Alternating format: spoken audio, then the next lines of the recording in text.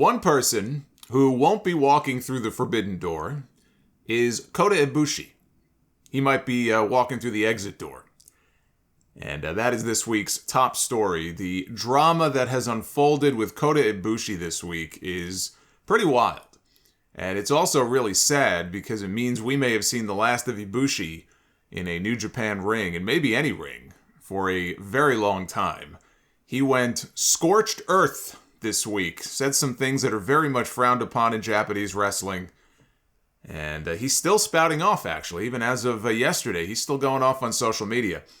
There were a lot of things said on Twitter that were translated to English, mostly by one person who put together some pretty good translations, but there was some question as to whether some of these tweets and messages that were being posted were really meant what it appeared he was saying, or was it being lost in translation? It was so out of left field. And Ibushi is an eccentric guy. It's not like he's not a little weird, but all of this just sort of came out of nowhere. To give some backstory first, Ibushi has been out of action since the G1 finals in October. When he missed the Phoenix Splash, he landed badly on his shoulder. Last year was not the best year for him, even though it started out on the highest of highs. He won the IWGP title at Wrestle Kingdom.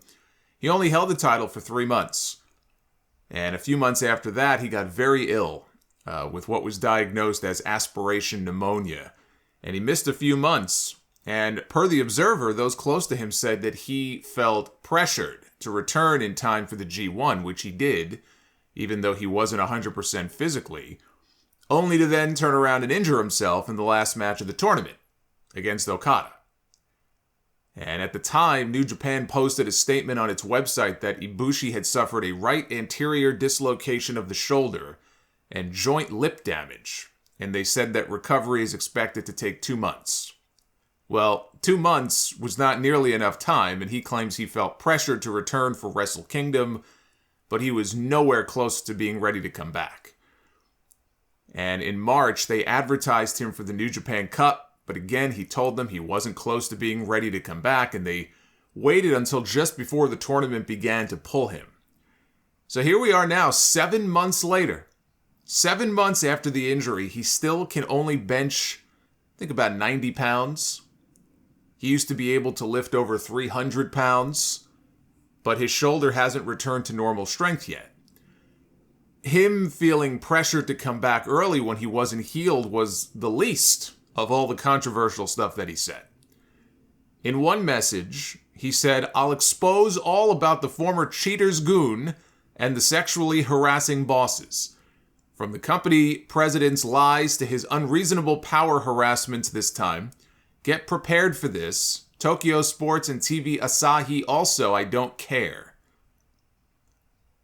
Cheater's goon refers to Taka Michinoku and Taichi being accused of cheating on their wives many years ago. The Taichi thing was news a long time ago, maybe 7 or 8 years ago. I mean, it's not new. If any kind of infidelity comes out, they treat that very seriously over there. Both men took big pay cuts over it. Taichi was even suspended for 2 months at the time. The stuff with Taka, that was within the last few years. I'm not sure why Ibushi would even bring that up. Although, from what I understand, he's had heat with Taichi for a while. He doesn't like him very much, which I guess I may have just answered my own question.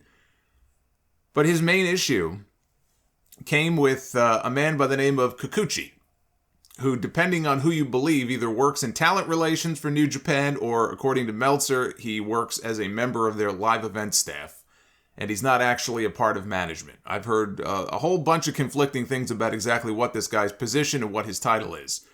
Considering the nature of some of these messages, it sounds like Kikuchi is more than just the live events guy. He sounds like Japanese Johnny Ace. And Kikuchi reportedly threatened to fire Ibushi or have him fired after he made a public appearance at another wrestling show back in March. It was a Just Tap Out show on March 5th.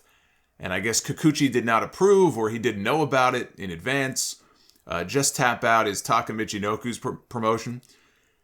New Japan does allow its wrestlers to work their shows, and I guess Ibushi just made an appearance. I don't know if he was in the ring and said hello or if he was in the crowd. I don't know exactly what he did there, but that did not sit well with Ibushi when Kikuchi went off and threatened to fire him. And Ibushi called Kikuchi a little fat guy with curled hair. Those are fighting words. The most shocking thing that people ran with from his tweets was some vague reference to possible Yakuza involvement with New Japan.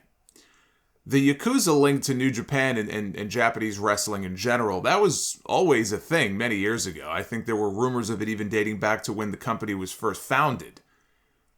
But I don't know that that's the case today, in 2022. The problem is, the Yakuza stuff came from one person's translation of Ibushi's tweet and how he interpreted it. Because Ibushi was being kind of vague and cryptic without coming right out and saying, whatever it was that he was trying to say.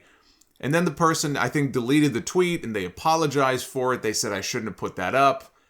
But people went and ran with it anyway.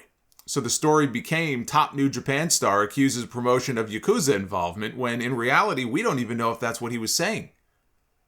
I wish we had a direct line to Ibushi to clarify all this in plain English, but we don't. We're relying on random, secondhand translations of things that already sound intentionally vague as it is, like he's being cryptic on purpose. Is he alleging actual mob involvement with New Japan itself? Is that current? Is he referring to that from many years ago? Or is he referring to Yakuza involvement with Kikuchi, who he clearly doesn't like? Or is he saying that New Japan is behaving like the Yakuza and how they handle their business? We don't know. I mean, it's a serious accusation to throw around. There have been other promotions, probably the most famous one being the Pride MMA promotion years ago was linked to the Yakuza, and they couldn't get television after that. They were done. It turned that whole promotion toxic, and it killed the company. So it's a serious accusation to make, but we don't know exactly what he was trying to say. And Ibushi was back at it again yesterday. He tweeted, I'm going to fight until the end. I won't yield to a lot like them. Hashtag one day you'll know. Hashtag feelings don't change. My take on this is this. This sounds to me like a man who is clearly, in a position where he wants to be fired. He wants out. He feels that New Japan management has taken advantage of him or treated him poorly by trying to rush him back from an injury that he still hasn't healed from. And maybe he even blames them for it. If he wasn't feeling great going into the G1 and then he ended up getting hurt, maybe he holds a grudge against them for that. And he wants out of his contract. You don't wake up and post the things that he's been posting unless you want out. I said, scorched earth. He's going scorched earth here. This is not a man who's hoping to get an apology and a handshake. This is a guy who wants out. Now, is he telling the truth about how all of this is played out? We're getting his side of the story here. Or is he just swinging for the fences with the hope that they'll let him go? I don't know what to make of all this, but it's bad. It's very bad. He spent years working for New Japan. I think maybe 5 or 6 years as a freelancer before he ever signed an actual contract with them, which was a big deal at the time because Ibushi, he didn't like the idea of signing a contract anywhere. He's sort of a free spirit who floats around and does his own thing. So him making that kind of commitment to New Japan was a very big deal for New Japan at that time.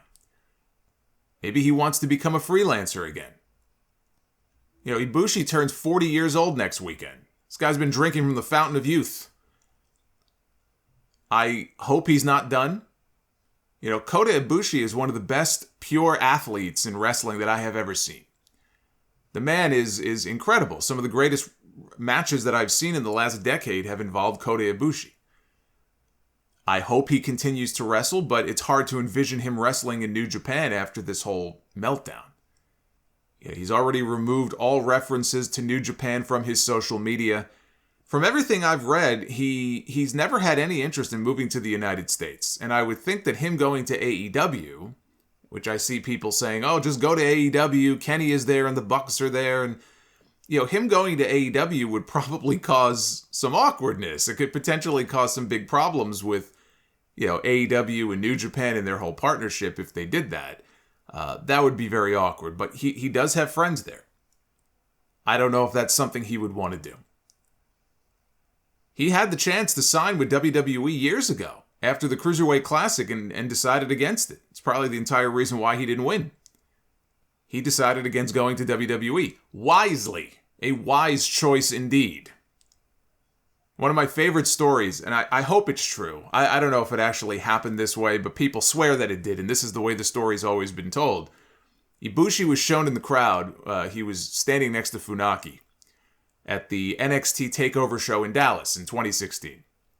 Supposedly, he went backstage at some point during the show, and he gave a high five to a big man who he didn't recognize. And that big man turned out to be Vince McMahon. It really upset some of the people backstage. I don't know that it bothered Vince. He may have gotten a kick out of it. He probably looked at him and go, who the fuck is this guy? But apparently it rubbed people the wrong way that were in the back. But that's Ibushi. He marches to his own drum.